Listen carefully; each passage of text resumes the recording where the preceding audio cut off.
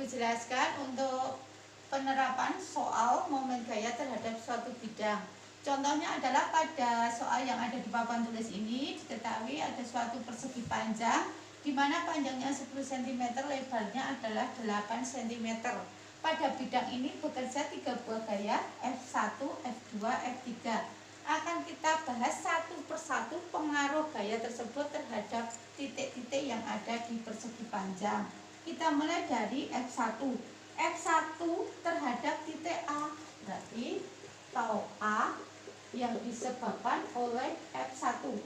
Kita gambar, ini adalah titik A, ini titik D, ini adalah F1.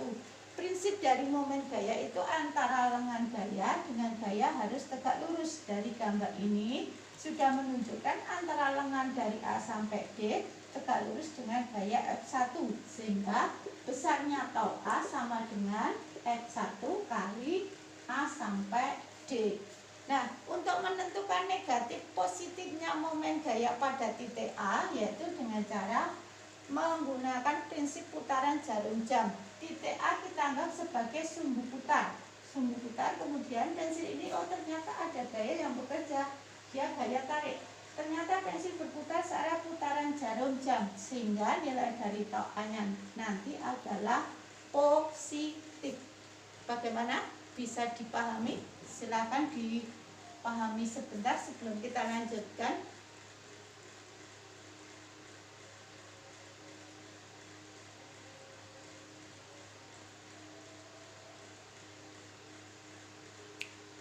Oke, kita lanjutkan sekarang kasus yang kedua, yaitu besarnya momen gaya pada titik B karena pengaruh F1.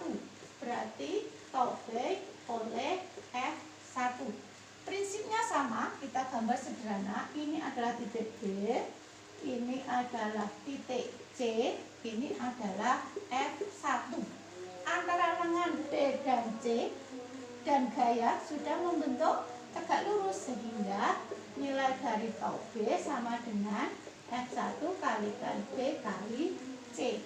Arahnya sama, yaitu B sebagai sumbu, ada gaya yang bekerja, dia berputar searah putaran jarum jam, maka nilai dari tau B nya sama dengan positif.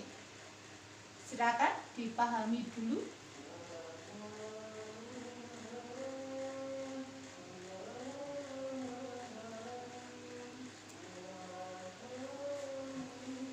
Oke, kalau sudah, lanjut pada kasus ketiga.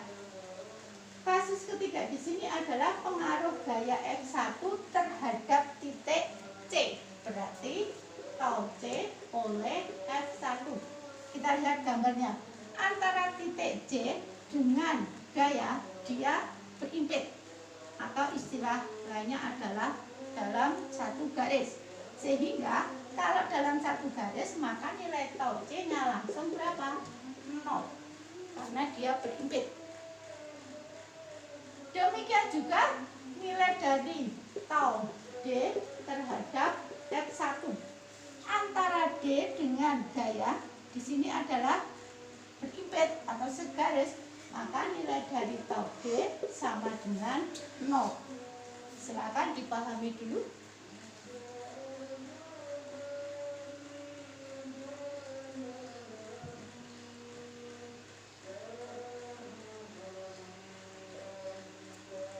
Lanjut, sekarang yang terakhir, yaitu pengaruh F1 terhadap titik E, atau biasa disebut sebagai tau E oleh F1. Posisi E itu berada tepat di tengah.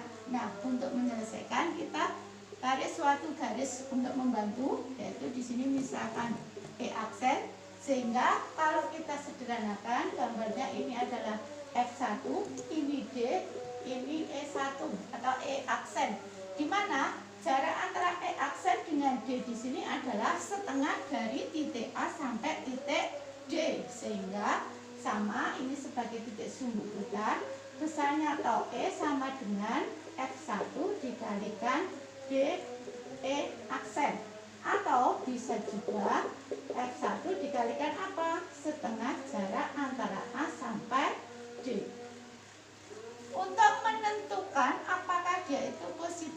Kalau negatifnya tinggal kita taruh di sini sama diputar. Oh, ternyata dia membentuk putaran jarum jam, maka di sini adalah positif. Silakan dipahami, ini khusus untuk pengaruh gaya F1 terhadap titik A, B, C, D, dan E. Nanti akan kita lanjutkan pengaruh dari gaya F2 terhadap titik-titik A, B, C, D, dan E.